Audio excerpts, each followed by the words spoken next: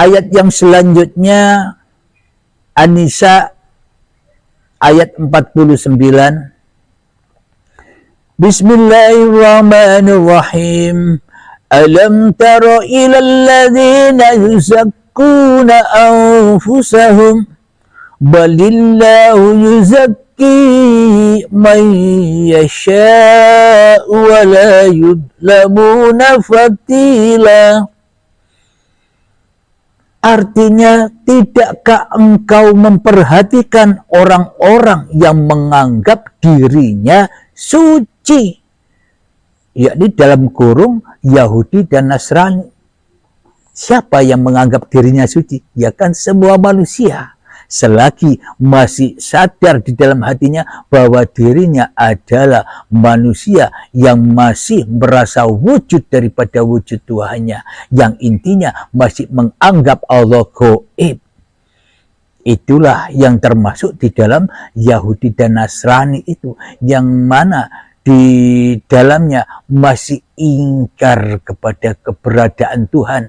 Meskipun agamanya Islam tapi hatinya mungkar, ya sama saja. Allah tidak memandang dohirnya, dohir itu hanya kulit, tapi Allah hanya memandang batinnya, hatimu. Siapa yang wujud di hatimu, dirimu atau aku, kata Allah. Bila yang wujud dirimu di hatimu, maka sambutlah azab-azabku, sambutlah siksa-siksaku, sambutlah belenggu-belengguku di neraka jahanamku, kata Allah. Jadi neraka jahanam itu, kalau neraka jahanamnya iblis dan setan nanti di dalam angan-angan, di dalam imajinasi manusia. Nanti kalau manusia sudah mati, coba kita hayati, kita logikakan. Bila neraka itu yang dikatakan iblis neraka itu nanti itu terjadi nanti, bila kita tidak ada, bila kita sudah jadi tanah, apa yang mau disiksa, bro? Ketika kita saat dicipta dari tanah sampai menjadi bayi, kita pun tak terasa apa-apa. Jadi awal dan akhir sama. Ketika kita dipendam di kuburan, maka ya tak ada siksa lagi. Wong ndak ada manusianya. Wong kita ndak merasa mengaku-ngakui hidup dan badan ini hanya milikku. Sudah selesai. Tak bisa ngaku-ngaku lagi. Apakah ada siksa? Jadi siksa azab itu ada ketika kita masih ada di dunia ini dan ketika kita masih mengaku-ngaku bahwa hidup dan badan ini milikku. Itulah azab yang pedih, siksa itu. Yang mana hati kita selalu terbakar dengan urusan-urusan dunia. Hati kita terbakar dengan urusan-urusan jabatan dunia. Hati kita terbakar dengan urusan-urusan pangkat-pangkat dunia. Hati kita terbakar dengan kepentingan-kepentingan dunia. Itulah azab yang pedih. Karena akhir kita kembali kepada neraka, kepada diri manusianya yang masih merasa jadi Tuhannya atas kehidupannya. Tidakkah engkau memperhatikan orang-orang yang menganggap dirinya suci? Sebenarnya Allah mensucikan siapa yang Dia kehendaki dan mereka tidak dizalimi sedikit pun. Jadi manusia yang sudah bangkit Al-Mahdinya, bangkit Satria Paningitnya, bangkit kerasulannya, maka ia takkan pernah kena musibah-musibah lagi. Sudah tak akan terkena dosa-dosa lagi bagi yang sudah bangkit Tuhannya yang selama ini ditiadakannya. Itulah yang dimaksud hari kebangkitan. Bukan hari kebangkitan ala iblis dan setan yang katanya bangkit seperti kecambah badan-badannya. Masa badan bisa bangkit sendiri tanpa uripe Allah? Yang dimaksud hari kebangkitan manusia dulu ketika manusia dari tanah dibangkitkan, dihidupi, dicipta, dibentuk dari tumbuh-tumbuhan, dari tanah, kemudian dari benih-benih tumbuhan menjadi tumbuhan, akhirnya berbuah jadi sayuran, buah-buahan, padi, dimakan kedua orang tua jadi sperma, sel telur, jadi gumpalan darah, gumpalan daging, menjadi bayi, janin dan bayi. Itulah yang dimaksud hari kebangkitan itu, dibangkitkan manusia dari kematiannya. Tapi setelah manusia dibangkitkan, lupa kebangkitannya, lupa kepada penciptanya. Akhirnya ya menjadi satrio paningitnya iblis dan setan, akhirnya menjadi satrio paningit, menjadi al-mahdinya iblis dan setan, akhirnya menjadi rasul-rasulnya setan, yakni yang selama ini menganggap dirinya lebih ada daripada Tuhannya.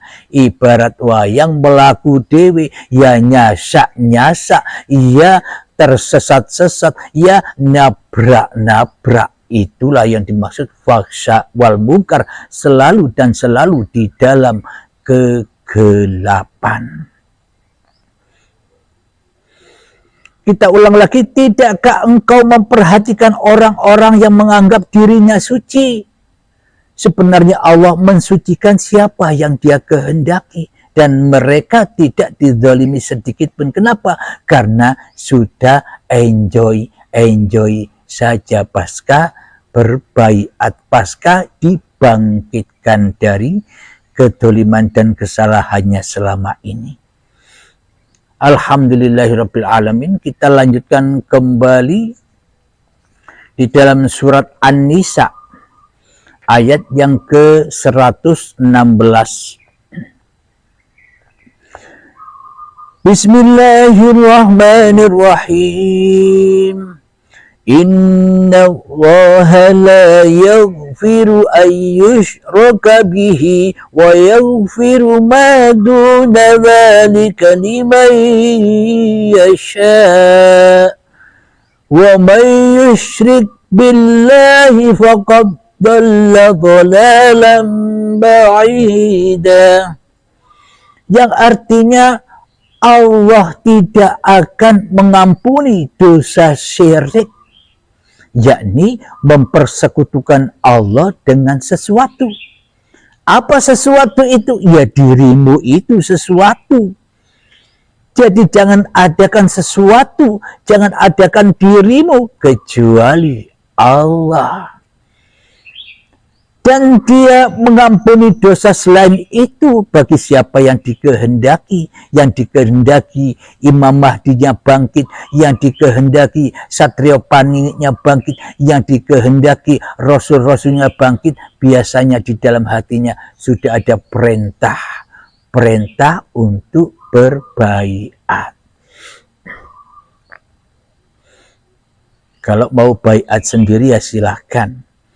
Kadang ada sahabat-sahabat yang merasa sudah paham, yang baiat kan Allah sendiri. Mana mungkin ada manusia yang bisa membaiat? Ya silahkan, ikuti saja. Berarti kalau baiat sendiri kan tidak ada gurunya, tidak ada pembimbingnya, maka rawan dari ketersesatan. Karena belajar tanpa guru, akhirnya ya setan hawa nafsunya yang menjadi mursyid dan yang menjadi guru pembimbingnya. Allah tidak akan mengampuni dosa syirik atau mempersekutukan Allah dengan sesuatu. Bila kita masih ada, berarti sesuatu itu masih ada. Pasti bila kita masih ada dan sesuatu itu masih ada, Allahnya selamanya tidak ada. Allahnya selamanya gaib. Allahnya selamanya tidak bisa untuk menghidupi dan untuk menguasai manusianya, kecuali manusianya sendiri yang merasa hidup dan badan ini atas kuasa dirinya.